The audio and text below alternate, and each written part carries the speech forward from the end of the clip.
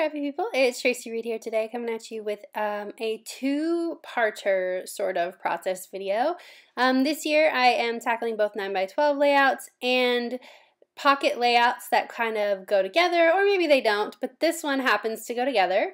We went out to Cades Cove in Tennessee to take photos of my 13-year-old for his birthday, and it was an absolutely gorgeous day with absolutely gorgeous scenery. So I have a whole mess of photos that I'm going to be working on over the next few videos from that day.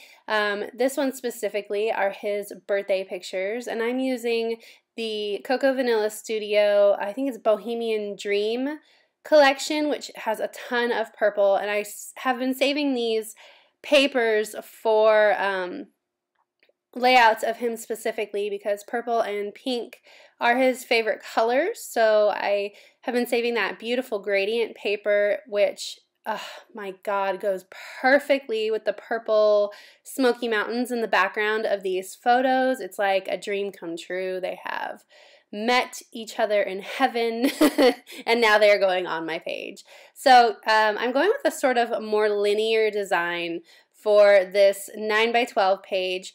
I won't always go for a linear design just because it's being paired with pocket pages, but I went for a linear design specifically for this one because I copy and pasted journaling that I wrote up on my Instagram and my Facebook about Joe turning 13 and how I was feeling about that, or how I felt about him more specifically and what he means to me. And it was super long, so it ended up being huge. This is 10-point font, and you can see that it's already, almost 11 inches in itself. To fit on that page, I had to make it super long, so I'm going with a more linear design on that side. But as you can see that I am bouncing back and forth, and what I decided to do for this page, and it isn't something that I'm always planning on doing, but I decided to print my 4x6s a little bit smaller, but my 3x4s regular 3x4 size. I wanted to pull in some of that purple color and, all of the spots of color onto the right-hand side, but I wanted the photos to sort of speak for themselves as well. So rather than make the 3x4 smaller and do this on all of the pockets, which is what I normally do for my pocket scrapbooking, I decided to just make the 4x6s smaller and add the color in the 4x6 pockets by using the same papers and things like that. So I am kind of bouncing back and forth between the 9x12 and the pocket pages, just kind of mostly because the left-hand side, the 9x12, was giving me a little bit of trouble. I didn't know exactly what I wanted to do on that side. I initially tried to not grid that layout out, and so I have those two photos sort of overlapping and they're a little offset, but it created that weird trapped white space between the landscape photo and the journaling, and I just was not loving the way that that felt. So I kind of had to work it out in my brain, and in order to do that but keep working on this page, I just hopped over to the pocket side. And not all of my spreads will have two coordinating sides, like, that go perfectly together, even though that is what I have done the last two times. But because I had so many photos from the photo shoot, it worked out perfectly that way. So I wanted to incorporate some more color on this side, but I was really struggling with there being too much color, and I wanted there to be some white as well. So I pulled in this paper from a different line. I'm not even really sure what line that was, as the background, and instead of doing what I normally do, which is matting the photo on a strip of paper over the 4x6 card, I decided to just notch some banners and create a sort of little banner thing up in the top corner here. I'm wanting to keep this whole spread a little bit more on the simple side, which is, I know that I've talked about keeping it a little bit more simple this year, but it's not something that I'm, committing to do for every layout. It's just I really wanted the photos. I love these photos, and I wanted them to really speak for themselves on this page. So I'm adding this notched banner, but I'm not going to add a huge amount of embellishment to this page itself, and you'll see how that works out.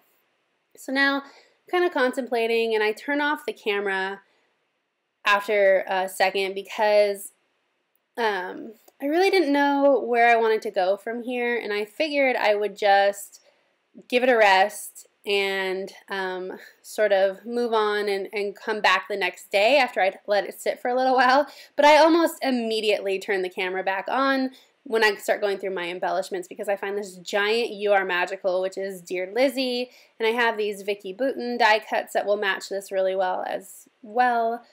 And so I've pulled out things that I think will match, and I have these gold rub-ons. I'm just sort of thinking, basically. And I got more inspired, though, because I pulled out all this stuff. And so, yeah, I immediately turned the camera back on.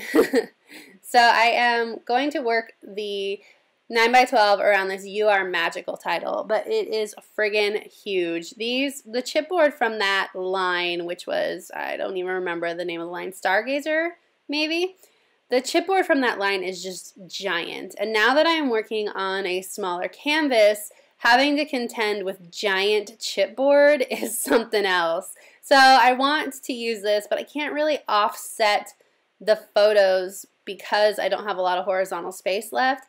So I'm just going to make them vertically aligned and create this grid here that I'll have to, like, I decided instead of putting it on the top that I would put it in the middle so that I could build embellishments vertically without having it be too top heavy or too bottom heavy when I start building those embellishments. So I asked Joe, because he was kind of watching while I was doing this, I asked him how he felt about butterflies, and he gave me a big thumbs up. He loves all things that some would consider girly, which is awesome for me because I get to use all my girly stuff on the spreads of Joe, and that's perfect for me.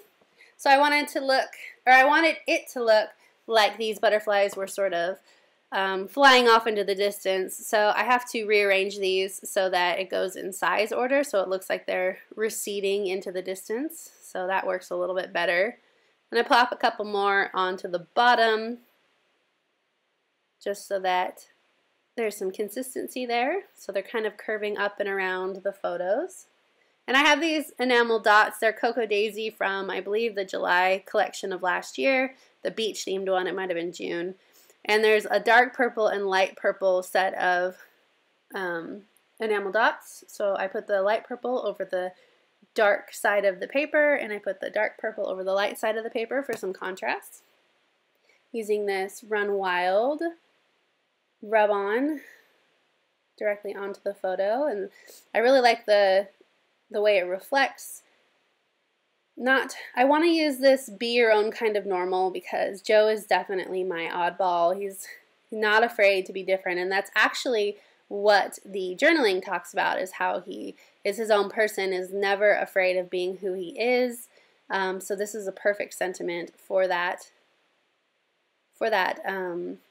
journaling, so I wanted to incorporate that in there. Now my initial thought was to use these word strips and put them on some of these 3x4 photos, but I really had this epiphany where I layered them vertically this way on this 9x12 photo or 9x12 layout, and it worked so well. I just loved it. It filled up that space perfectly and really felt like it finished off that page.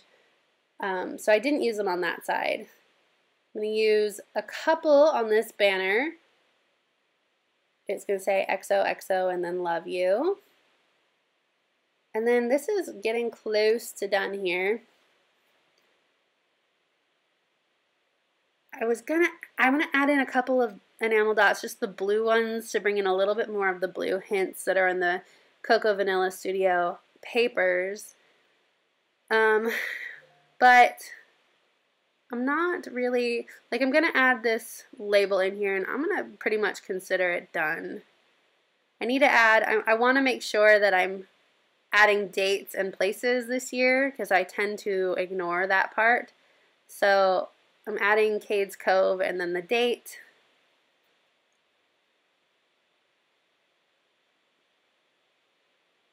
to trim this now because it didn't want to fit in that pocket. So one thing I've noticed about these pockets though is they are so much better size than the Becky Higgins pockets that I feel like I'm perpetually cutting down 3x4s to make it work. I have a couple more butterflies left, so I decided to add one above that Run Wild just to bring in that butterfly motif onto the other side of the page. So that was it. That I am done with this spread. You can see that up close, and there will be stills at the end as well. I hope you enjoyed this process video, and if you did, please go ahead and give it a thumbs up. And if you're new here, I'd love for you to subscribe, and I will see you next time. Thank you.